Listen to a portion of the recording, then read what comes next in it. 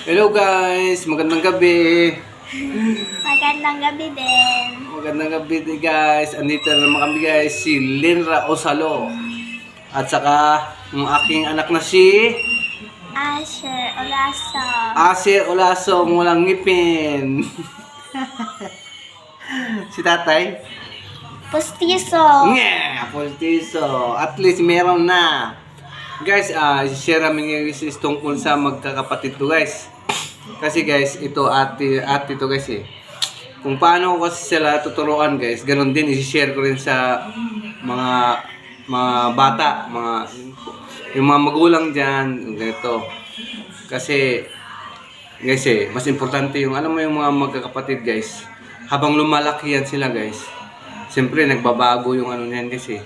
Yung mga gusto nila sa buhay nila. Kanya-kanya lang guys eh. May kanya-kanyang ano yan. Although may kasabihan tayo na guys na kung ano yung puno, ganun yung bunga. O, di ba guys? Pero, depende pa rin guys. Kasi lahat ng bagay kasi nagdidepende yun guys eh. Di ba? Yan yung talagang lagi natin tandaan guys. Lahat ng bagay nagdidepende kung paano sila napalaki ng magulang. At kahit pa mabuti yung yung magulang, yung ano ba yun, kung kahit mabuti sa ano ba yun? Tagalog guys, bisan pag Bisaya lang. Guys, bisan pag unsa ka maadyo guys sa pagpadako sa mga ginikanan guys, sa mga anak. Depende ka po na guys, kaya meron pa rin ano guys, yung mga anak na ano pa rin, yung mga tinatawag na suwail. Tulad ko, suwail ako guys eh. Ano yung sawain? Suwail, it means yung ano, matigas ulo, tulad mo. Yeah!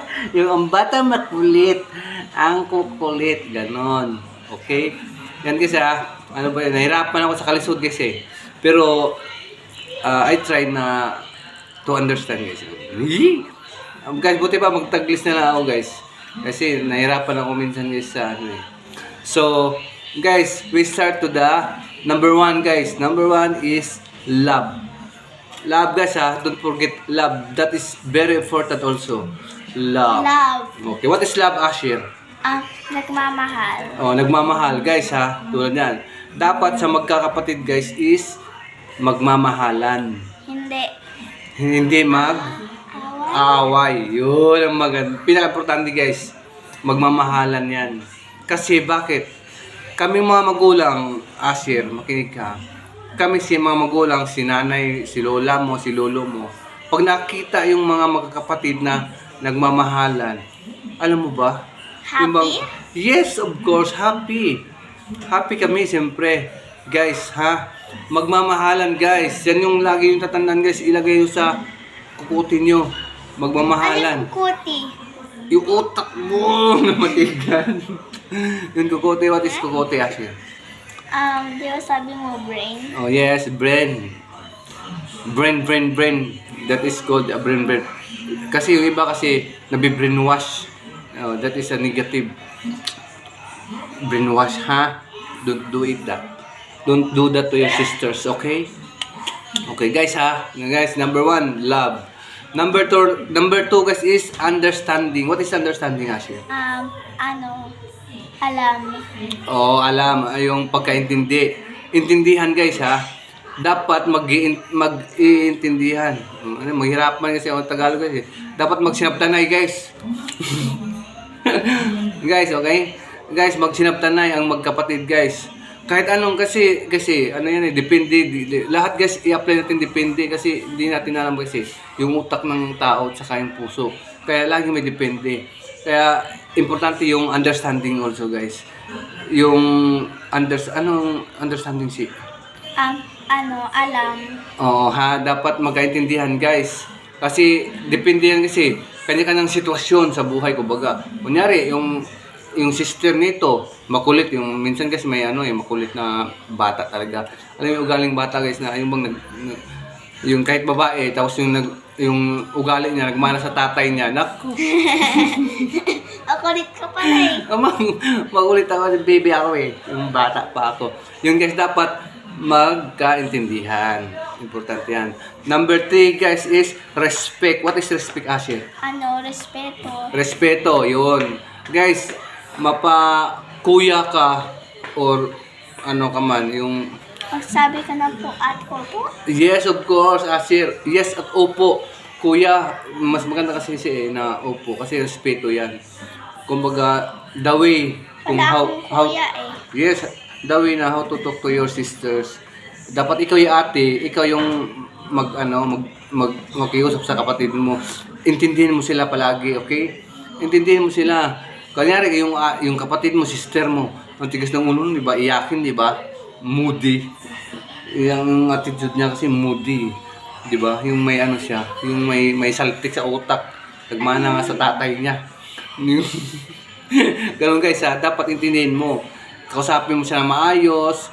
Yung parang anuhin mo kung ano yung alam mo ba yun? Yung kausapin mo siya ng maayos kasi alam mo may saltik, baka hindi niya ma-gets agad. Yung parang ganun. Kasi pagka alam mo yung may sabihin ka sa kanya, ganun, di ba? Dapat ganun. Respect, okay? Tsaka dapat Wala akong kuya eh. okay nga, ikaw ate, ikaw magdadala sa mga sister mo, okay? Guys, number 4 guys is faith. What is faith? Hindi ko pa alam eh. Faith? Kunyari, pagtitiwala, ganun, di ba? Yung trust, trust, ganun, yung ba parang I trust you. Yes, I trust you, yan, ganyan, ha? Okay? Guys, ano ba yung faith, guys? Akas na ulan. Guys, ha? Tingnan mo, guys, ha? Hindi niya alam, guys, ako din, wala, guys, eh. Hanggang doon lang abot ko, guys. Okay, trust your sister, okay? Faith, dapat maniwalaan mo siya. Kasi siya eh, yung bang parang sister mo siya eh, ikaw yung nakakaalam sa kanya. Pero depende pa rin. Guys, lahat ng depende yan guys kasi iba, kanya-kanya tayo ng diskarte guys eh, utak eh, sa yung puso eh. Dapat intindihin mo ng mabuti kung ikakabuti ba niya o ikakasama niya. Although may mga bagay naman guys na yung parang pero depende kasi yun guys. Lahat yan depende. Kung malinis yung intensyon niya. Malinis yung intensyon niya, tapos minsan kasi yung basta ganun guys eh. Tiwalaan naman kapatid mo kasi sister mo siya, okay Asir? Oo. Sige, yung lagi natin ilagay sa utak natin na yung kaya niya yan. Kaya alam niya yan. Kasi alam naman niya yung tama at mali. Parang ganun. Okay, Asir ha? Okay, sunod guys is yun na. Pagka once na nakuha mo yung love, understand, respect, trust, or faith, ganyan. Guys, lahat ng yan guys. Ang ganda ng pakisama ng bawat isa guys. Alam mo, may pa isa yung tulungan mo yung system. Help. Guys, yung help is important also guys. Tulungan? Yes, magtutulungan kayo. Walang ibang magtutulungan, Asir. Kaya pala love eh. Love, kaya nga love mo siya eh. Magtutulungan guys ang bawat magkakapatid guys. No matter what guys. Kasi bakit? At the end of the day guys, mag-aaway man. Normal lang yan guys. Magkakapatid mag-aaway halos yung ibang magkapatid nga eh. Dahil sa lupa nagpapatayan pa. Dahil nawala yung pagpipray nila kay Jesus. Tapos nawala na lahat yun. Nawala na yung love. Nawala na yung respect, understanding. Nawala na lahat yun guys. Kaya nga depende lagi. Kaya nga lagi may depende yan.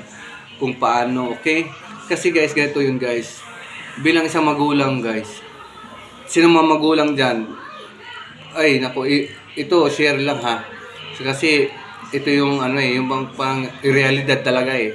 Bilang isang magulang. Kasi ako guys, dati guys, makulit nga ako guys, bata pa ako guys eh. Hindi ako naging makulit. Alam mo, makulit ako sa labas. Sa labas na ako makulit. Pero pagdating sa kasama ko yung kapatid ko, kasama ko yung magulang ko, yung parang mabait ako dyan. Yung parang hindi ako makabasag ng yung parang hindi makabasag baso. Kasi ayaw kong may makita sila, mag-aalala sila guys eh. Ayaw ko ng ganun. Kasi ayun nga, ayaw natin mag-alala yung magulang natin. Ganun yun. Kung paano tayo pinalaki ng magulang natin, dapat ganun tayo. Maging maging responsibilidad din tayo na bilang isang anak. Okay guys ha. Yun lang yung ano natin. Yung bang parang dapat, ano pa rin yan guys, depende. Yung bang parang dapat laging nasa mabuti tayo. Okay? Kasi kung ano yung ginagawa ng magulang, kung ano yung pinapakita ng magulang, na-adapt yun ng bata guys. Kaya, magsabi tayo ng maganda, ganito, ganyan. Ibibigay natin kung ano yung kailangan nila. Ayaw natin ibigay kung ano yung nila naman kailangan. Yung mga parang ganun. Depende yun guys. Okay guys? Sana guys may nakukuha na naman kayo guys sa amin. Okay guys? I love you. Yun lang. Bye. Goodbye. Mag-pray palagi kay Jesus. Magdasal palagi. Magdasal lang palagi para i-guide tayo sa tama. Okay? God bless guys. Bye-bye. Bye. Magandang gabi. Magandang gabi.